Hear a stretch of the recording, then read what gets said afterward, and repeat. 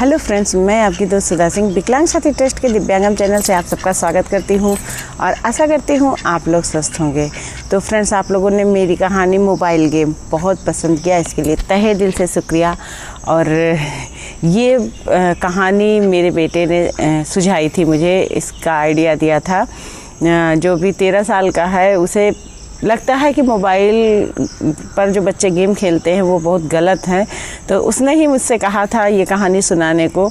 और जब मैंने उसका नाम कहानी में नहीं लिया तो उसकी शिकायत भी रही कि मम्मी आप सबका नाम लेते हो और मैंने आपको ये कहानी सुझाई पर आपने मेरा नाम नहीं लिया। तो ये कहानी मेरे बेटे ने मुझे सुझाई थी और इस पर सुनाने के लिए कहा था, स्पेशली कहा था कि मम्मी इस पर कहानी आप सुनाइए। और फ्रेंड्स, आज मैं एक नई कहानी लेकर हाजिर हूँ, डेट। इससे तो आपको पता ही चल गया होगा कि डेट संजीव को पहली सैलरी मिली। वो बहुत खुश था। ऑफिस में सारे लोग उससे पूछ रहे थे कि संजीव, तुम्हें पहली सैलरी मिली है, तुम इसका क्या करोगे? उसके सारे कुलीग्स उससे पूछ रहे थे। तो संजीव ने बड़े गर्व से कहा कि मैं सबसे पहले भगवान को प्रसाद चढ़ाऊँगा, फिर माँ के लिए एक साड़ी लूँगा और पापा के लिए सूट लूँगा और फिर अब अपनी गर्लफ्रेंड को डेट पर ले जाऊँगा।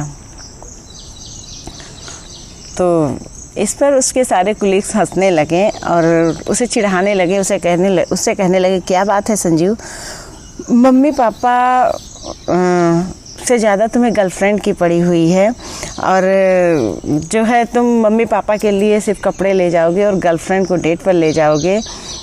माँ बाप तो बच्चों के लिए कितना कुछ करते हैं, तो और तुम माँ बाप से ज़्यादा अपनी गर्लफ्रेंड को अहमियत दे रहे हो। तो इस पर संजीव कहता है कि होगी क्यों नहीं, बचपन से हमारी दोस्ती है। हर सुख दुख में मैं उनसे शेयर करता हूँ। अगर मैं किसी गलत रास्ते पर जाता हूँ तो मुझे तुरंत रोकती हैं, मुझे सही रास्ता दिखाती हैं।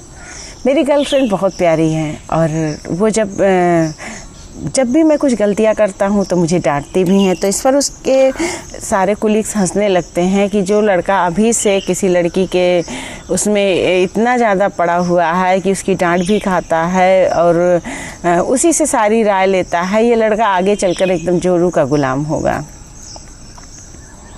तो इस पर उसके कुलीग्स में से एक लोग कहते हैं कि अरे ये काम तो माँ बाप भी करते हैं, पर तुम्हारे अंदर माँ बाप के लिए कोई फीलिंग्स नहीं है और गर्लफ्रेंड के लिए तुम्हें इतना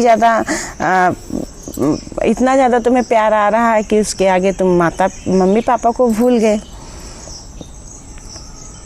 तो इस पर संजीव कहता है, नहीं यार, माता पिता की जगह अलग है और मेरी गर्लफ्रेंड उसकी जगह सबसे ऊपर है। ये कहकर वो मुस्कुराने लगता है। ऑफिस के सारे कुलीग्स आपस में जो है बातचीत करने लगते हैं कि कितना अजीब सा लड़का है और जो है आजकल लड़के जहाँ जॉब मिलती है तहाँ उन्हें मम्मी पापा की नहीं, बस अपने गर्लफ्रेंड की फ़िक्र होती है। और देखो कैसे ये बातें बढ़ा के बता रहा है, जैसे ऐसे लगता है कि जैसे इसके मम्मी पापा ने इसके लिए कुछ किया ही नहीं और ये अपना सारा क्रेडिट अपने गर्लफ्रेंड को दे रहा है। सारे लोग कानाफूसी करने लगते हैं आपस में और पर संजीव उन सबकी बातों को इग्नोर करके हंसने लगता है, मुस्कुराने लगता है। और शाम को जब वो ऑफिस से घर के लिए निकलता है तो वो अपने कुलीग्स के साथ जाता है, अपनी मम्मी के लिए साड़ी लेता है और अपने पापा के लिए सूट लेता है। अपने घर में जो जॉब कर रही होती है उनके घर में जो नौकरानी होती है, जो काम करती है, वो उसके लिए भी साड़ी लेता है। तो इस पर उसकी कुलीग्स पूछती है कि तुमने सबके लिए लिया, दादी के लिए कुछ नहीं लिया? तो वो मुस्कुरा देता है, आगे कुछ नहीं बोलता है। और जब ही वो घर पहुंचता है तो जब उसकी मम्मी दरवाज़ा खोलती हैं तो वो अपने मम्मी के हाथ में साड़ी रखते हुए कहता है, मम्मा ये मेरी पहली तनख्वाह है। तो इस पर उसकी मम्मी कहती हैं कि क्यों, तुमने भगवान को प्रसाद चढ़ाया कि नहीं? तो संजीव कहता है कि हाँ माँ, मैंने भगवान को सबसे पहले प्रसाद चढ़ाया, इसके बाद मेरे भगवान के बाद दूसरा जब आता है मेरे मम्मी पापा, मैं उनके लिए भी कुछ लाया हूँ। तो उसकी मम्मी साड़ी देखकर उसे खूब आशीर्वाद देती हैं कि तू सदा उन्नति करता रहे, तुझे भगवान हमेशा तरक्की दे। और ये कहकर वो अपने बेटे का माथा चूम लेती हैं। और संजीव अंदर आता है, पापा को शर्ट देता है, उनके पैर छूता है और उनसे कहता है पापा आज मेरी पहली सैलरी मिली हुई थी। तो पापा भी मुस्कुराते हैं और बड़े प्यार से अपने बेटे का दिया हुआ गिफ्ट ले लेते हैं। सब लोग बहुत खुश थे। संजीव की माँ उनके लिए पानी लेकर आई और जब संजीव की मम्मी ने पानी दिया तो संजीव ने कहा कि माँ ये जो है काम करने वाली उनके यहाँ जो आती हैं उनको, मतलब उसका नाम लेकर कहा कि ममता आएगी तो उसे दे देना। तो इस पर उनकी मम्मी कहती हैं कि एक बात बता, तू सबके लिए कुछ ना कुछ लेकर आया है और दादी के लिए कुछ नहीं लाया है, उन्हें बुरा नहीं लगेगा, उन्हें भी तो खुशी होगी कि उनके पोते ने आज अपनी पहली सैलरी पाई है। तो उनसे हर चीज़ें शेयर करता है। आज तू सबके लिए गिफ्ट लेकर आया लेकिन अपनी दादी के लिए कुछ नहीं लाया, और उनके लिए तो कुछ भी ले आता, छोटी मोटी चीज़ ले आता तो उन्हें कितनी खुशी होती। माँ ने थोड़ा सा मुँह बनाकर कहा। तो इस बार संजीव कहता क्या माँ तुम भी, अब उनकी उम्र थोड़ी ना है साड़ी वगैरह पहनने की, अब तो वो मस्ती करें, जितनी ज़िंदगी बची है उसको एंजॉय करें। और ये कपड़े लत्ते तो दादाजी ने भी बहुत पहनाए होंगे, ये सब पहनने की उनकी उम्र थोड़ी ना। फिर मैं जो चीज़ें मुझे पसंद है मैं उनके लिए लेकर आऊँगा तो उन्हें पसंद भी नहीं आएगी। और तो जो कुछ भी उनकी लाइफ में थोड़ी बहुत लाइफ बची हुई है तो अपनी लाइफ एंजॉय करें, अपनी पसंद के कपड़े लें, मेरी पसंद से पहनेंगी तो क्या। तो इस पर उनकी माँ थोड़ा सा मुंह बना लेती हैं। उन्हें अपने बेटे की बातें बुरी लगती हैं कि जो बेटा उनका दादी को इतना मान सम्मान देता है, इतना प्यार करता है, वो आज अपनी दादी के लिए कुछ भी नहीं लाया और क्या बोल रहा है, क्या उल्टा सीधा बोल रहा है कि हाँ अब उनकी उम्र एंजॉय करने की है, वो बुढ़ापे में कहाँ जाएंगी और कहाँ अब जाएंगी अपनी पसंद के कपड़े लेने। वो तो उन्हें जो भी कुछ लाकर कोई दे देता है वही पहन लेती हैं, कभी किसी से कोई शिकायत नहीं करती। और आज उनका बेटा ऐसे बात कर रहा है तो उन्हें थोड़ी सी उनकी बातें बुरी लगी।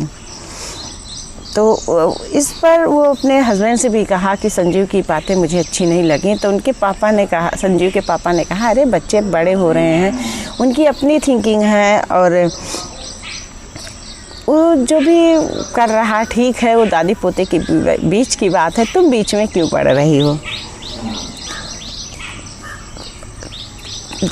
मम्मी कुछ नहीं बोली। पापा और मम्मी दोनों हॉल में टीवी देख रहे थे और संजीव दादी के पास पूछता है कि दादी कहाँ हैं। तो उसकी मम्मी कहते क्या करोगे, वो रूम में बैठी हैं और उनके लिए तो कुछ लाए नहीं हो, और जब अभी उनको पता चलेगा कि हम लोगों के लिए तुम गिफ्ट लेकर आए हो और उनके लिए कुछ नहीं लाए हो तो उन्हें कितना बुरा लगेगा, अपने रूम में बैठी हैं। तो संजीव रूम में जाता है अपनी दादी के और कहता है कि हाय जान क्या कर रही हो।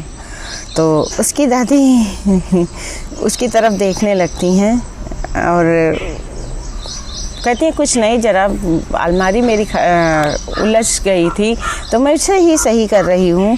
और तुम्हारा दिमाग ठिकाने पर नहीं रहता है क्या, तू हर समय एक जान और बेबी लव यू ये सब क्या बोलता रहता है, और मेरी उम्र है ये सब तुम बोलता रहता है।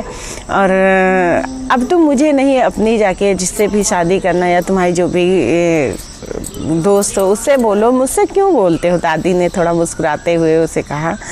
तो उसने कहा कि संजीव फिर उनसे मजाक करने लगा कि तुम मेरी जान हो ये तो जानती ही हो, और जो है ये बातें तो दादाजी को भी पता थी, मैं उनसे अक्सर कहता था कि तुम मेरी गर्लफ्रेंड हो, और अब मैं अपनी गर्लफ्रेंड को जान ना कहूँ तो क्या कहूँ।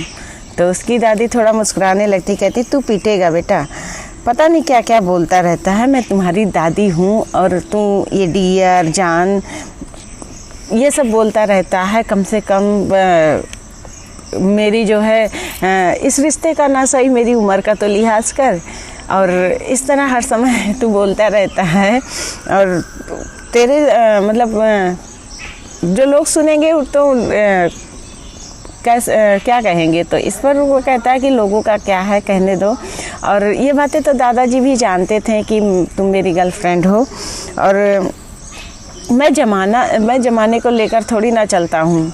तो इस पर उनकी दादी कहती हैं कि अच्छा बता, आज कैसा रहा तेरा ऑफिस, और जो है तेरे ऑफिस में सब कुछ कैसे हुआ। तो वो संजीव कहता है कि कुछ नहीं दादी जी, आज बहुत अच्छा रहा। और एक बात बताओ, कल आप फ्री हो? कल क्या आप सत्संग में तो नहीं जा रही हो? तो इस पर उनकी दादी कहती है नहीं, सत्संग में नहीं जा रही हूँ, क्योंकि जो है कल मेरी सहेलियों ने कुछ प्लान बनाया था सत्संग में जाने का, तो उन लोगों ने कैंसिल कर दिया है, और मैं कल फ्री हूँ, कल कहीं नहीं जाना है। और रोज़ सत्संग जाना और रोज़ वहाँ पर जो है मतलब सब लोग ने कहा कि 1-2 दिन आराम करते हैं फिर चलते हैं। तो इस पर संजीव कहता है कि ठीक है दादी, फिर आप कल फ्री हो ना? तो वो कहती हाँ कल फ्री हूँ। तो इस पर संजीव कहता है तो कल चलो डेट पर चलते हैं। तो उनकी दादी मुंह बनाती हैं और कहती हैं ये क्या होता है, कोई जगह है जहाँ पर तू जाने के लिए कह रहा है, ये क्या चीज़ें होती हैं। तो इससे संजीव मुस्कुराने लगता है, कहता है क्या दादी, तुम्हें नहीं पता डेट क्या होता है? क्या कभी दादाजी के साथ तुम डेट पर नहीं गई हो? तो इस पर उनकी दादी कहती पहले तो ये बता, ये डेट होती क्या है? हम लोगों के ज़माने में डेट और ये सारी चीज़ें नहीं होती थी। और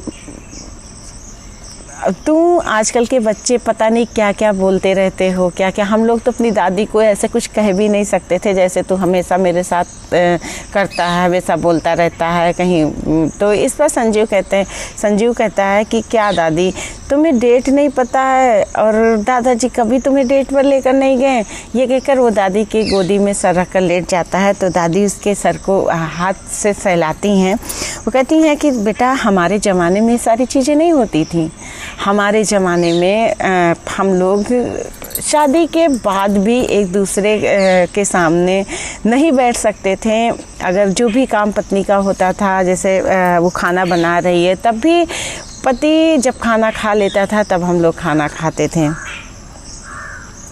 तो संजय कहता दादी, आप कभी भी लॉन्ग ड्राइव पर नहीं गई, कभी भी दादा के साथ मूवी देखने नहीं गई, कभी आप सड़क पर एक दूसरे का हाथ पकड़ कर नहीं चले। आप लोगों ने अपनी लाइफ ऐसे कैसे बिता दिया? तो उनकी दादी कहती हैं कि बेटा, उस ज़माने में ऐसे ही होता था, बड़ों का लिहाज करना पड़ता था, उनका सम्मान करना पड़ता था। हम लोग अपने पति के सामने भी घूंघट में रहते थे, मतलब उस टाइम पर ऐसी सारे सिचुएशन थे। और तो इस पर वो उनकी दादी फिर कहती ये डेट होती क्या है, पहले मुझे तो ये बता, तू मुझे हर चीज़ बताता है, हर चीज़ सिखाता है, तो पहले बता डेट क्या होती। तो संजीव कहता है जैसे लोग अपनी गर्लफ्रेंड के साथ जाते हैं और डेट पर जाते हैं तो वहाँ पर शॉपिंग करते हैं, खाना खाते हैं, मूवी देखते हैं और इसके बाद घर आते हैं तो उसी को और कुछ प्यार भरी बातें करते हैं, तो इसी को डेट कहते हैं।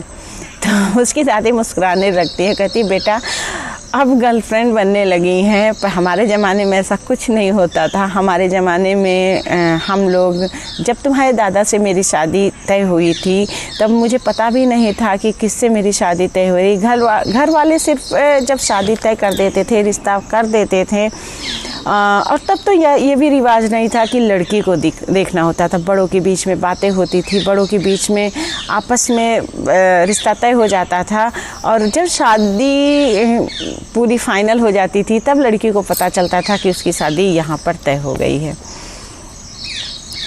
तो इस पर संजीव कहता है दादी, आप लोग सच में जो है कभी एक दूसरे से नहीं मिले क्या? चोरी छुपे भी नहीं मिले शादी तय होने के बाद?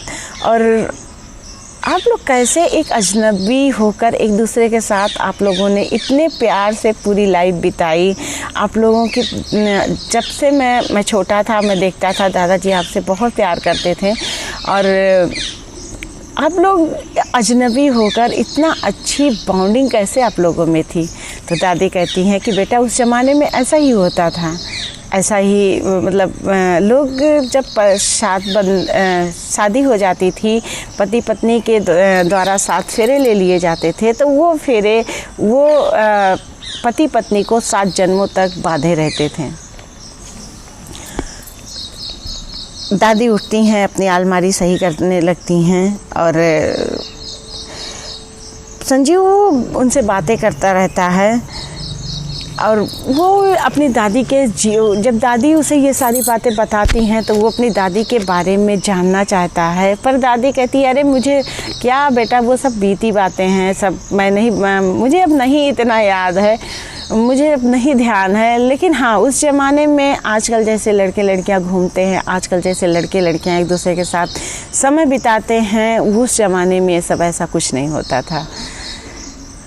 संजीव का तभी कॉल आ जाता है और संजीव रूम से निकलकर बाहर चला आता है। और फ्रेंड्स, मेरी ये कहानी डेट भाग एक यहीं पर ख़त्म होती है। अब भाग 2 में मैं आप लोगों को सुनाऊंगी कि वो अपनी दादी को डेट पर ले जाता है कैसे, और कैसे क्या क्या दादी उसकी सोचती हैं, क्या संजीव को दादी की लाइफ के बारे में कुछ पता चलता है। ये सारी बातें मैं भाग 2 में ज़रूर सुनाऊंगी आप लोगों को। और आज मैं थोड़ा कहीं कहीं अटक गई तो उसके लिए सॉरी। और फ्रेंड्स, पहले ज़माने में सच में जो है लोग बिना एक दूसरे को देखे, बिना एक दूसरे को जाने और बिना एक दूसरे के बारे में कुछ उन्हें नहीं पता होता था, उसके बाद उनकी शादी तय हो जाती थी। उनकी शादी हो भी जाती थी, घर वाले डिसीजन ले लेते थे और वो शादी चलती भी थी। आजकल हमारे यहाँ लड़के लड़कियाँ प्यार करते हैं, डेट पर जाते हैं और शादी करते हैं, लेकिन उसके कुछ दिनों बाद ही वो रिश्ता फीका पड़ने लगता है। तो मतलब ये लगता है कि जैसे कि बड़ों का जो डिसीजन होता है वो अलग ही होता है और हम लोग अपना डिसीजन लेते हैं, बाद में दिक्कतें भी होती हैं बहुत ढेर सारी। तो फ्रेंड्स, मेरी ये कहानी डेट आगे आप लोग ज़रूर सुनिएगा कि संजीव अपनी दादी को डेट पर पहली बार लेकर जाता है। उसकी दादी जब पहली बार डेट पर जाती हैं।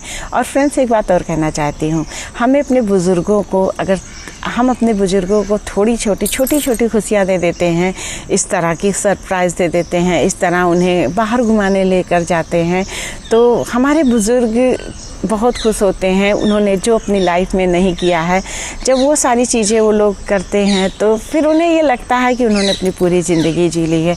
तो फ्रेंड्स, मैं आप लोगों से एक रिक्वेस्ट भी करती हूँ कि अगर आपके घर में आपके दादा दादी हैं तो आप उन्हें रोज़ ना सही पर साल भर में या महीने में, जैसे आपसे हो सके, आप उन्हें ज़रूर एक बार डेट पर लेकर जाइए।